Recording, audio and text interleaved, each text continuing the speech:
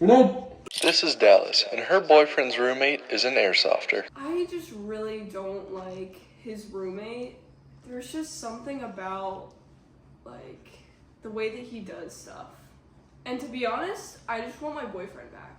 You're going to Airsoft again? Yeah, just for the day. Are you kidding me? But all the boys are going. I'll see you later.